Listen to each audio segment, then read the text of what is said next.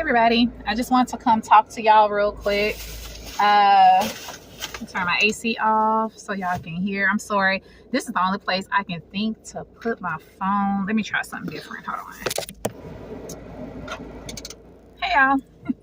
I just wanted to come talk to y'all because I only have 3 days left on this fast, this 30-day clean eating that I'm on, and I'm just about to sit in my car and eat this before I actually start my day.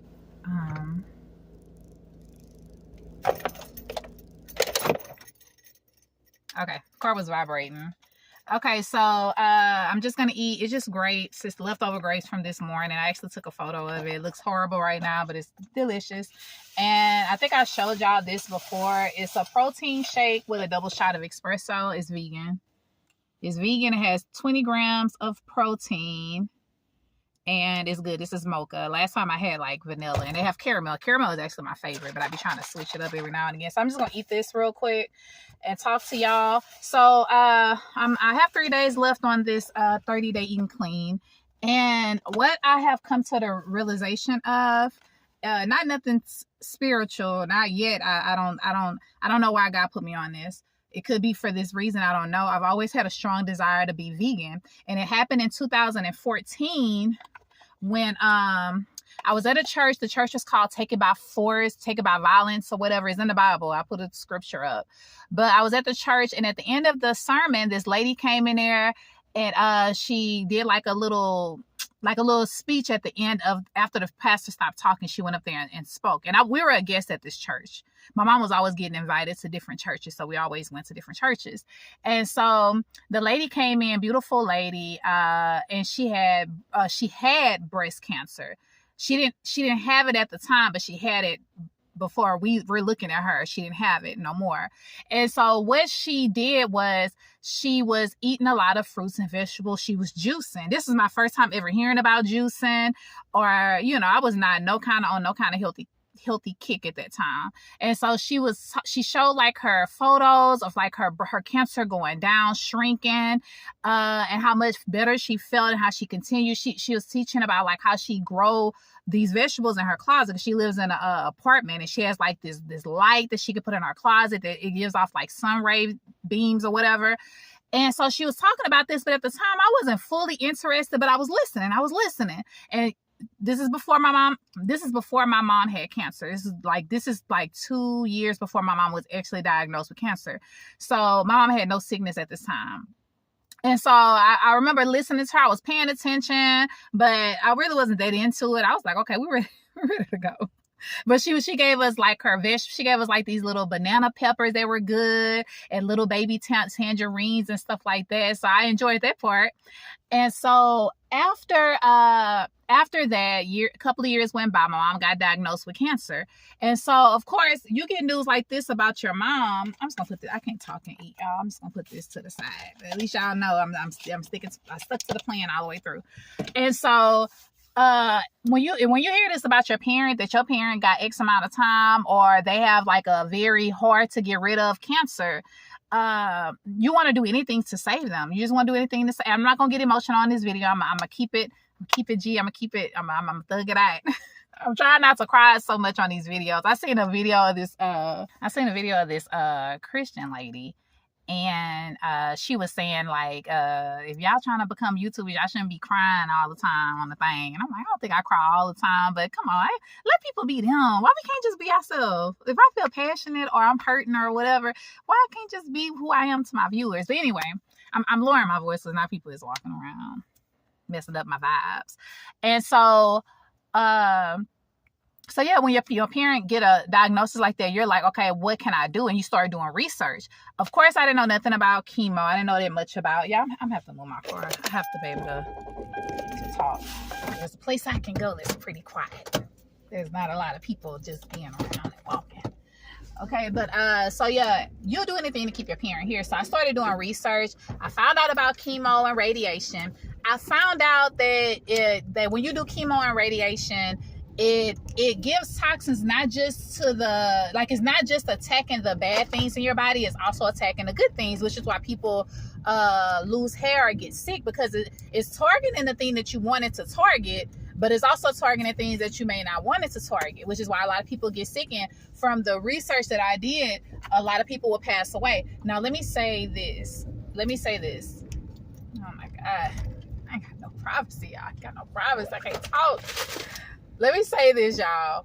Okay. When it comes to chemo and radiation, it's certain types of cancers that it's not as fatal as like some type of organ cancer. So like, for instance, like breast cancer, something like that. If you did chemo and radiation, a lot of times you do great with it. You do wonderful with it. Y'all love these little shades, little privacy at least. But you won't do too bad with chemo or radiation because it's not inside an organ. But when it's something like inside your organ, like a lung or something, and you're doing radiation, it is super hard on the body. And then you're wanting your full, like for instance, your pancreas, you want that to fully function, but you're trying to kill the cancer in there, but you're also killing other things that is helping to keep you up. So I researched that, and my mom had already said that she was not doing chemo. And my mom was not no type of health person, baby. She ate fried chicken. She wasn't that big on sugars, but she loved her Lay's potato chips and things like that, things like that. And so, this guy, he always be walking around when I be wanting to, anyway. And so she had refused chemo because she's seen people that went through it and she knew what they went through. And her biggest thing was, I don't want to lose my hair or whatever. And so she didn't want to do it. She was like, she said, especially now because I feel healthy. Like I feel healthy. Only reason they found that is because they did she had like her regular checkup blood work and they seen too much protein or something. I forgot what it was. I think it was protein, too much protein in her blood. And so that it alerted that something was wrong. And also because I was so close to my mom has 4 kids, but I was the closest person to her. And so I started noticing like, man, her eyes are like yellowish, and she thought I was tripping. I'm like, Mama, your eyes are kind of yellow. And so anyway, so I started doing research and I was like, okay, but she don't want to do chemo and radiation anyway. And from what I looked at, from the research I did, I was not pushing her to do it. And so I started doing research and I found something called the Gerson therapy. And so I was looking at all these people, and the most people I seen had pancreatic cancer and they were curing it. The cancer cells were actually shrinking. It was shrinking. And so I did all this research on cancer. I found out that, now I'm not a doctor, I'm not a healthcare professional in that type of aspect. No, this is just some of the things, the documentaries I watched, because I dove so far into this holistic world. I can talk about holistic methods all day because we tried everything. So, and my mom didn't pass away from cancer per se. She had an infection. She had like a septic infection from a surgery that she had in her knee. And of course, if you have cancer in your body, it's kind of a sign. It's not it's a sign that your immune system is weakened. It's not really fighting the bad cells or the bad things in your body. It's kind of clustering it together, and it usually goes to the place that's the most toxic in your body. That's just the stuff. Now, don't quote me on this. This is just what I was learning. I was learning that when you have a lot of toxins in your body and it doesn't pretty much have anywhere to go, they kind of cluster together and they form this big thing, which we call a cancer or a tumor, and it just sits wherever it sits and it'll just keep collecting there. It's like it's your body's way of protecting. Like, I don't want all of you to be toxic, so I'm just going to take all the toxins and I'm going to put it in this one area. And when I was learning about the Gerson therapy, I found out that when you juice has these enzymes, not the store. You can get some cold pressed juices at the store, but it's better when you do it yourself, because these enzymes, they fight against the cancer and all these toxins in your body or whatever. So I was finding out about that. And ever since I learned about that, and I was learning the things that really aids your cancer, that really that feeds your cancer, is salt, sugar, and meat. That's what I learned. Salt, sugar, and meat. You got to do your research. You got to look it up. But that's what aids in your cancer. And so when I started learning those things, I started having a very strong desire that I don't want to eat meat no more. I can do away with the salt and the sugar, but meat was like, I don't know what it was about meat. I had a hold on meat. Meat was like, it had a hold on me. And so I always had a desire to be vegan. And then when my mom had that cancer, man, she did the Gerson therapy for a while. And actually when we went, I remember we went to the doctor. I forgot how big they said that cancer was, but it had shrunk a little bit. And the doctor was like, that's so weird. Like, well, it's shrinking. Like, it shrunk. It shrunk. And we knew what we were doing, but it was like, we didn't want to tell the doctor because this is Western medicine. If we tell them we're doing something holistic, they may not be for that, you know? So my mom was doing that. We were going to a holistic doctor. I'm sorry, y'all. AC. We were going to a holistic doctor. They were doing stuff like taking the blood out, putting oxygen in the blood, putting it back in. They put her in some kind of container that gave you pure oxygen. We were doing a lot, and it was expensive. Okay. And so we did that. And so for a long time, I wanted to be vegan. I wanted to be vegan, not vegan so much, but at least vegetarian. But I really didn't care for dairy. I had been got out the milk. I was already on almond milk. You know, eggs wasn't too much my thing. And so, yeah, I always wanted to be vegan. And so I would always just sometimes do research on vegans and what I'd eaten a day. I came across Fully Raw Christina. Christina. I came across her, a girl named, her channel is Blooming Raw. Just a lot of different things because I'm always interested in being vegan. And then Tabitha Brown. I remember Tabitha Brown said she went on which is weird. This is weird. I was on a 30-day, now I'm thinking about it, I was on a 30-day cleanse. Tabitha Brown, I watched the interview, like one of her early on interviews, and she was... But I also was trying to live a life of obedience. Mm-hmm. So I was like, okay, I got to start doing these videos. And then I was like, Lord, what am I going to do a video about? So when I first started doing the videos, I was telling jokes and telling stories of, you know, being a mama and a wife. Same stuff I used to kind of tell on stage. And during that time, those same, you know, few weeks, my daughter had came home and told me about the documentary that she watched at school, What the Hell? Because she knew I was sick. Uh-huh. We watched it as a family, and I decided to do a 30-day vegan challenge. And after the 30 days, I was like, I was feeling better. 10 days, the first 10 days, I'd had a headache for 1 year and 7 months in the back of my head every day. Wow. Every day. I would fall when I would walk. I lost my vision for a day. My body was just attacking itself. First 10 days, my headache disappeared. After every drug, I was getting shots in my head. I was getting everything they offered me. If anything, it was probably making me worse. Nothing worked. 10 days of eating plants, headache disappeared. And so I told my husband, I was like, I think this is going to be my life. I think I'm going to go vegan. And the moment I said that out of my mouth, on that day 30, I was like, I'm not going to go back. I think I'm going to be vegan. The same voice told me to start doing videos. Like a hummingbird would fly by your ear. That's how I can explain it. That's how it sounds. I was like, now tell people what you're eating in your videos.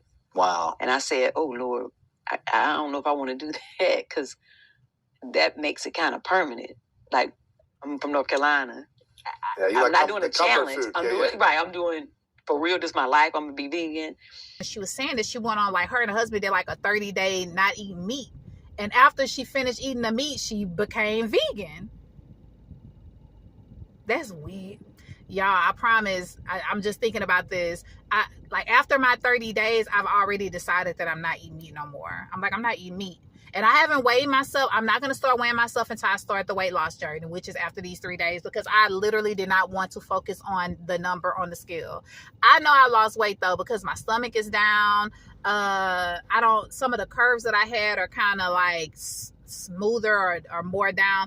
My face feels a little more slender, you know, but I'm about to go into my weight loss journey. So after these 3 days, y'all stay tuned. I'm gonna make a little I already made a playlist called Glow Up. I think I'm gonna put it under there. And so, yeah, trying to make sure my phone don't do nothing. So, yeah, after these 30 days, I've kind of woke up to the idea that I want to be a full vegan. I'm saying vegan, but I'm gonna be a vegetarian because I don't really drink milk. I don't do dairy products at all. I don't do eggs. But if I'm at a birthday party, I may want to partake in a cake. If there is cornbread, I would like some. My husband, if y'all seen my short, my husband, he is of Spanish descent. And so I'm already not eating meat. Like, I want to be able to eat certain carbs, and certain carbs, like, like a taco, that, they make those things sometimes with egg or whatever. So I don't want to be that hard on myself, but for probably 95 to 97% is going to be just vegan, like just vegetables and grains and stuff like that. So yeah, I've come to the conclusion that I am vegan. I am vegetarian. I'm veganish. Whatever label you want to put on it, I'm not eating meat no more. Not eating meat, not drinking milk, not eating ice cream that I'm going to show y'all some of the stuff I be eating that's vegan. Because I always dabbled in vegan. Like, they have this cookie, it's a protein cookie, is vegan. And I will put this Ben & Jerry ice cream on there. Very good. Warm up the cookie, warm. Put that vegan. I get some of these buttered, not butter, it's like a candy pecan. And toss it on the top. Man, and they got this good chocolate you can melt and just drink. Y'all, I be eating some good stuff. I be eating some good stuff. Now, I ain't no chef. I throw some stuff together. But yeah, I am gonna be vegan. After these 30 days, I'm not eating meat. I was talking to my brother-in-law, and I said, bro, like, I'm not eating meat no more. Because he said, he said, you ready? You almost done? Man, we about to make a big feast. And I say, don't make it too big, because I'm not going back to meat. And it's weird, like, this is right before the holidays. Y'all know Thanksgiving, turkeys and hams. So, but it's not it doesn't feel like a challenge for me no more. It's like, okay, that's great. Y'all eat that. I'll tell them candy yams though. Give me some of them. I'll eat certain things, but I'm just not touching that meat. I'm done with meat. I don't miss it. And